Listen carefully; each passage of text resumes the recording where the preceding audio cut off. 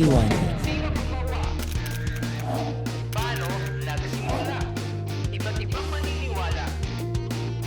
May basehan ba o wala? Bigyan ng linaw. Hanapan ng sagot. Alamin ang totoo. Ituwid ang malungkot. I want. Mga tanong ni Juan, bigyan ng kasagutan.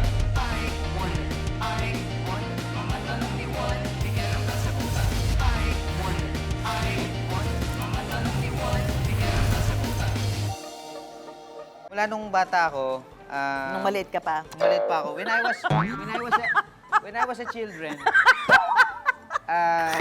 kung di nyo po natatanong, nag-culinary po ako. Talaga? Opo. Saan? Basta dyan na po. Sa tabi-tabi. Hindi ako naniniwala marunong ako magluto.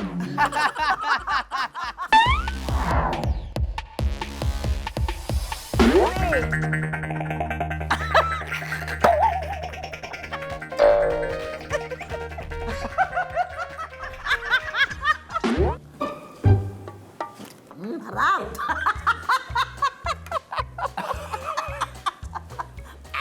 Sarap! Bago po natin naging opisyal na ka-wonder si Empoy, may mga episode na nakasama natin siya. Kung nahihilam siya, babaluan ko lang sa mata. Ayan. May shampoo ka ba? Kaya ang luluto ito si Empoy, ha? Yun yung- Surprise! Surprise!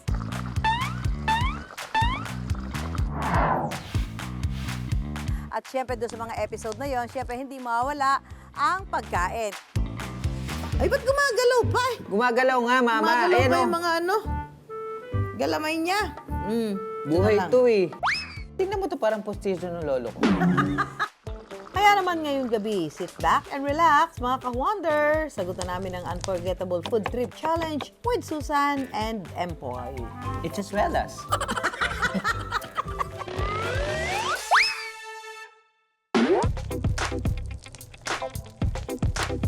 Ang bidang lechon sa bawat handaan ni Juan. May seafood daw na palaman.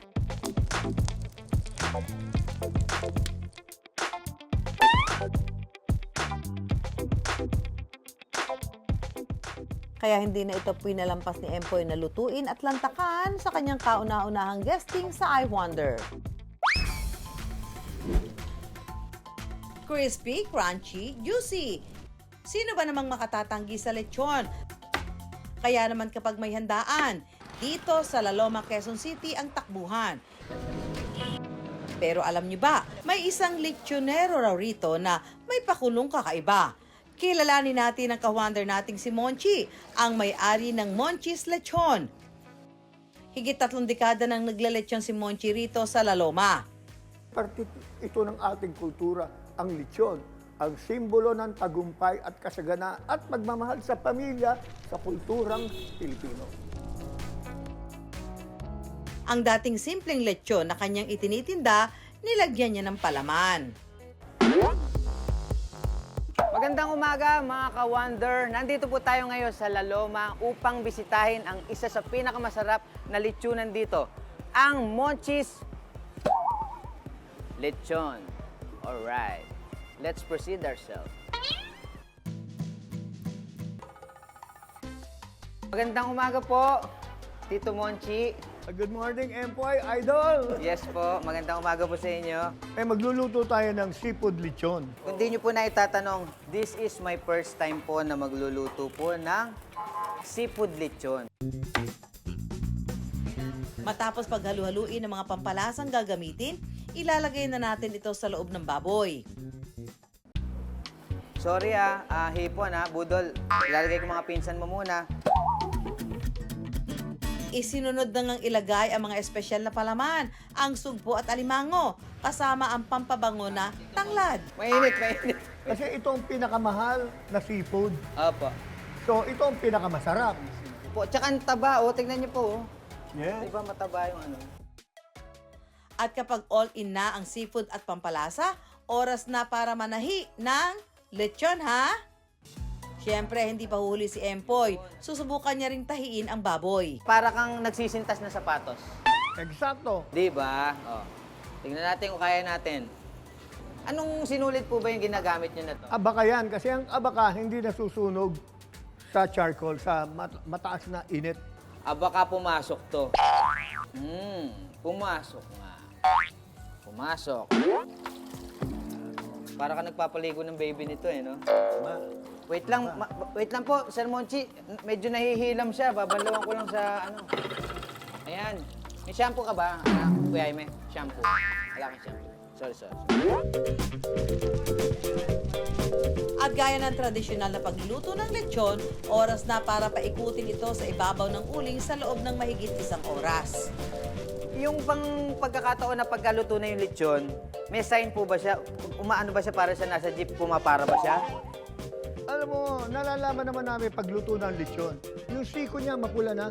Yung siko, mapula. Oo, lalabas ang laman, pupula yan para natusta. Is it left or right? Pareho, both. Makalipas ang 2 oras, luto na ang seafood lechon. Matitikman ko ba yan, Empoy? Miss Susan, dadaling ko dyan sa'yo. Promise. Pwede po ba natin dito ilagay? Kasi wala po ako nakikita ng supot. Tulungan niyo na po. Basta lechon, hindi ko tatanggihan yan, Empoy. May surprise ka sa akin? Surprise! Yes po, siyempre may surprise ako kay Miss Susan. At ito ay ang... Charan! Seafood, ha? Lechon seafood. Yun. Yes Tinignan mo po. yung pagluluto niyan. Tinignan ko pagluluto, tinuro sa akin ni Sir Monchi. Tikman po natin kung talaga pong masarap yung luto po. Ang siksik ng ano, ha? Yan. Wow. Sarap. Ang lasa. Maanghang. May taglay na anghang, ha? May tag, no? Kumusta naman ba ang lechonero experience mo, Empoy? Kumusta ka na, Mama Su? Kamusta na nga ba ako? Dahil sa I Wonder, ayan, na-experience ko yung ganong pagkakataon. First time kong nalaman na pwede palang gawin yung bugalgalin mo yung loob ng tiyan ng lechon, tanggalin mo yung small intestine, large intestine, tapos palitan mo ng hipon, alimango, tahong, at kung ano pa ba naman mga seafoods yan. At pwede pala yun, di ba? Ang challenge, anong gagawin sa tirang lechon? Worry no more mga ka-wonder! Sagot na namin ni Empoy ang lechon leftover makeover. Nako, Empoy, ako pa talaga ang napili mong kalaban sa kusina, ha? Tingnan natin. Pero nagluluto ka ba talaga? Nagluluto po ako ng pancit canton, na pinasaga na itlog, gano'n. Instant. Simple lang ang mechanics ng ating mini cook-off battle. Mula sa table na ito na inihanda ng aming team, Tingnan ko kung ano kukuhanin mo. pipili kami ni Empoy ng mga ingredients na isasahog namin sa aming paandar na dish. Kamatis. Yes. Pero ang talagang bida sa leftover makeover na ito, ang tirang lechon chops. Meron ka pa bang gustong kuhanin? Eto po, parang gusto ko to. Parang bagay sa bahay to, sa kurtina namin.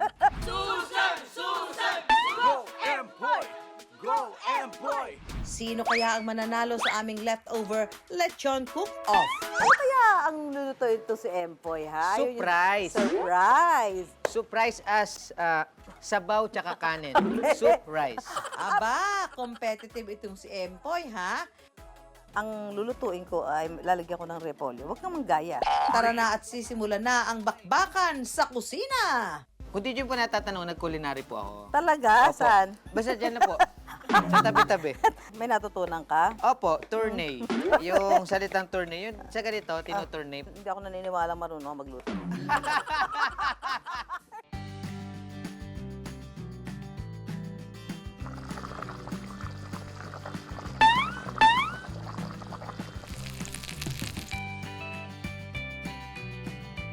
Ready na kami ni Empoy ibida ang aming ini-level up na lechon.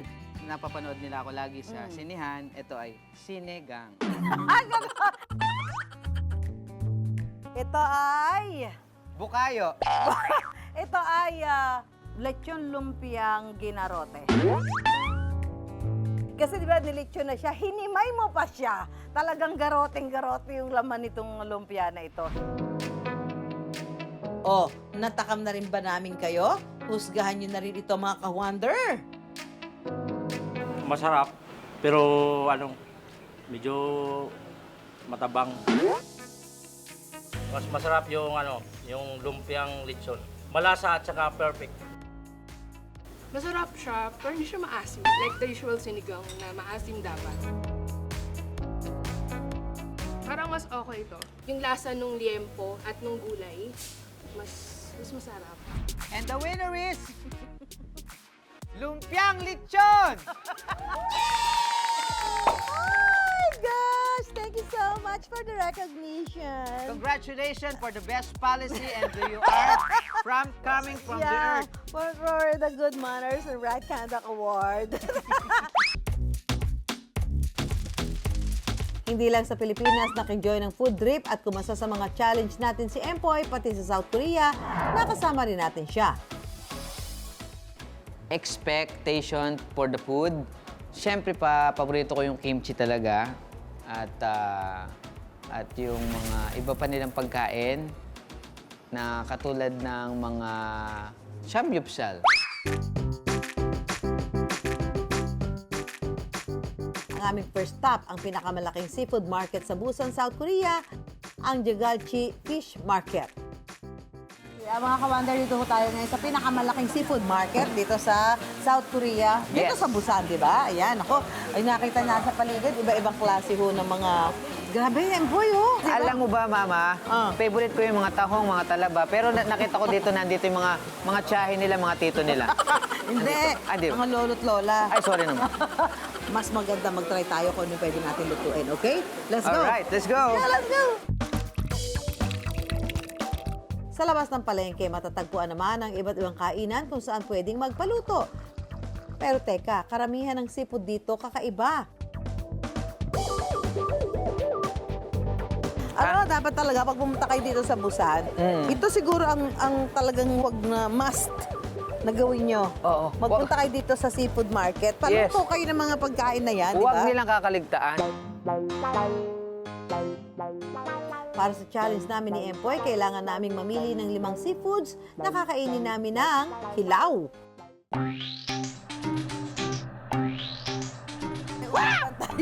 May usapan tayo, di ba? Hol, naku, ito mga Nakatitig sa'yo, sabi niya, hello, Mama Susan, hello. Ayan, oh. Ang cute ng maliit na octopus. Show it to us. Oh, that's big octopus. The small size. Oh, yeah, that's the small. Ah, you can swallow it. No. You can swallow it. You can easily swallow it. You just push it that like. No. Para sa kultura ng mga Koreano, mas masarap daw ang seafood kapag agaran itong kinakain. Kapag nahuli nila ito ng buhay, hindi na kailangang lutuin. Tulad na lang ng octopus na ito. Hiniwa-hiwa na pero gumagalaw-galaw pa rin ang galamay. Empoy, kaya ba natin kainin ito? Yan, so kailangan natin tikman to. Ako titikman ko lang. Ikaw ubusin mo. Di ba? Parang hindi naman ako lugi doon, Mama. Hindi ka naman. Hindi. Hindi, ganito, may iba naman. Hindi, ayun na. Para sa level 1 ng aming raw seafood challenge, ang mullet fish at sea cucumber. Pwede ba unahin yung sotanghon?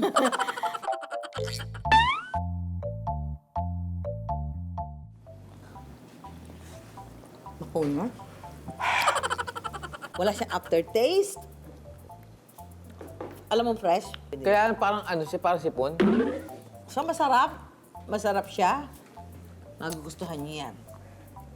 Ang matitira niyan sa crew. Ngayon lang, first time, tikman natin. Pag natinig ka, hindi ko na Ang tigas pala niya. Ba't pa kasi kakain ka ng kainan? Kinakain ba talaga to? Ang tigas. Bakit ba tinawag na si cucumber yan? Pipino ba yan? Ang tigas. Parang siyang goma. Oo nga. Ang tigas nga.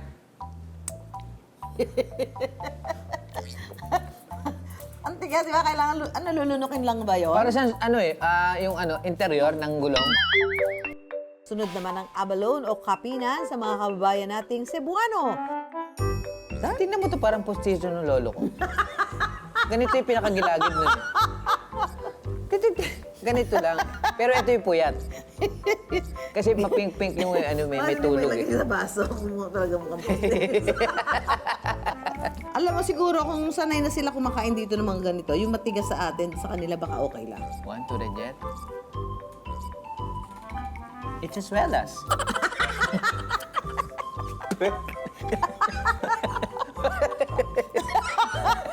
Di ba? Di ba? Di ba? It's a little bit tough. Di ba? Para sa huling pagsubok, tegi na, pero gumagalaw-galaw pa. Empoy, kainin mo na yung octopus. Ay, ba't gumagalaw pa? Gumagalaw nga, mama. Gumagalaw Ayan pa o. yung mga ano, galamay niya. Buhay Yan na lang. to eh. Yan. Gumagalaw pa siya. Huwag ka na magsalta, wala na nakatay na yan. Ito na. Kinakain talaga ng mga ano. Harap!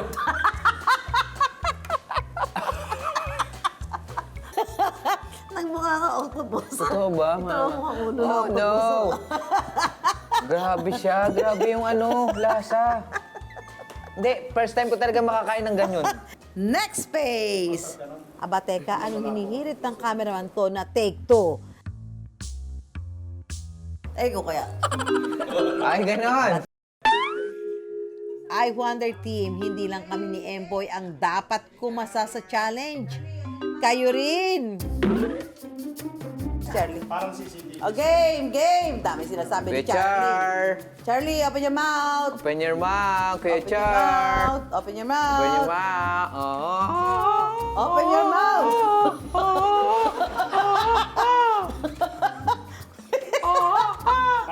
Oh, balik! Hindi!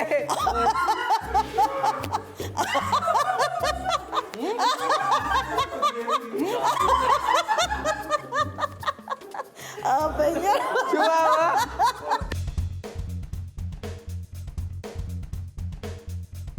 Kung kanina seafood challenge ang aming hinarap, ngayon naman sa isang cook-off kami magpapagalingan. Kung gusto niyong matutong lutuin ang paboritong pagkain ng inyong mga okha, may mga cooking class na ino-offer sa Busan. Para sa unang Korean dish, ang Busan style pancake. Pancake na kulay green. Ano kayang lasa niyan? Pakasama natin si Miss Jang Hia. Si Jang Hee-yung ay isa sa estudyante noon ng kilalang chef sa Korea na si Jong Kwan na napanood din sa series na Chef's Table sa Netflix. So we're going to make two dishes today, and then the first dish is going to be Busan style seafood pancake. We're going to chop the veggies first. Small size. 5 centimeter, like this. 5 centimeters. Okay. You have a ruler? Yeah, like Okay. this size. Yeah, that's perfect. Yeah. Ow! Yeah. Perfect. I run with my mother. Is she your mother? No. She's not my. He's not my son. Ma! Pero ang challenge, pagalingan kami ni Empoy na i-flip ang pancake. Let's do this. Oh! Wait! How about me? Wait lang. Kaya ko kaya yun? Wait lang. 1, 2, 3. Oh! I expert myself. Very good. You're my favorite daughter.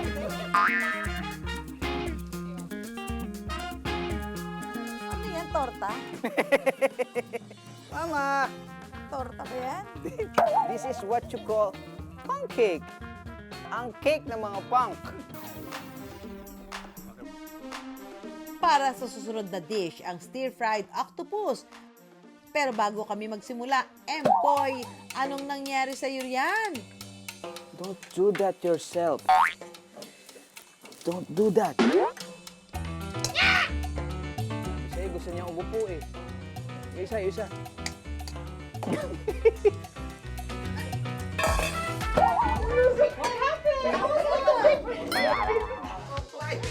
Bago iluto, kailangan munang hiwain ang mga octopus habang gumagalaw-galaw pa.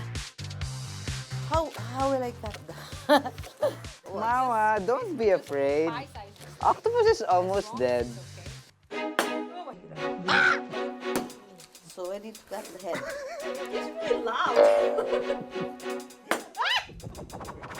Kapag nahiwa na ang octopus, paghahalu-haluin lang ang sangkap at saka ito igigisa.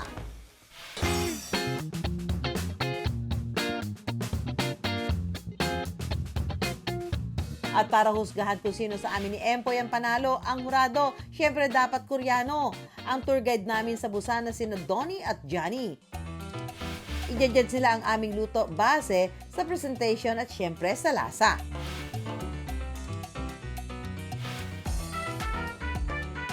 How about the taste? I think this is better for me. Because this one is like a bit salty for me. But this is yeah, good. Masarap. Aba Johnny, anong sinasabi mong maalat? You use the same ingredients. Why salty? Sorry, I think I have to go home.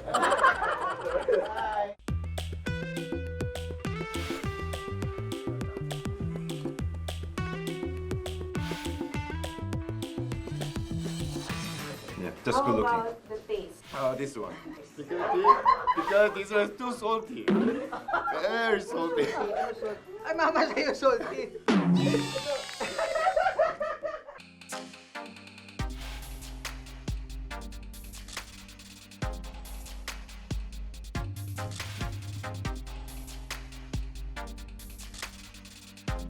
Both are good, but still nice. But when I bite, I think this is a well taste combination of all the ingredients at the same time.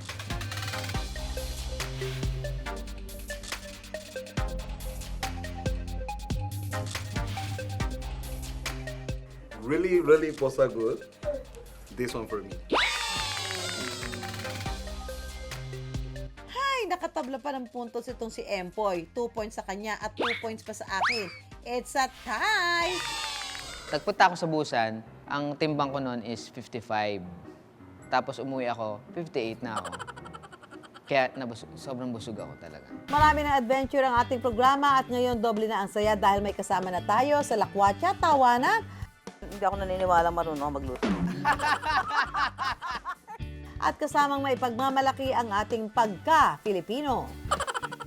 Mama Su, so super thank you so much. I love you. I Wonder family. You choose me, team. Marami tayong pagkasamahan dito ng mga adventure. Marami tayong gagawin ng mga magugustuhan ng ating mga ka-wonder. Yun nga sinasabi ko sa mga researcher na kung pwede mag-request kung saan tayo minsan pupunta, pero aayusin ko yan. If i-fix ko yan, i-arrange ko yan, at magugulat na lang kayo very, very soon.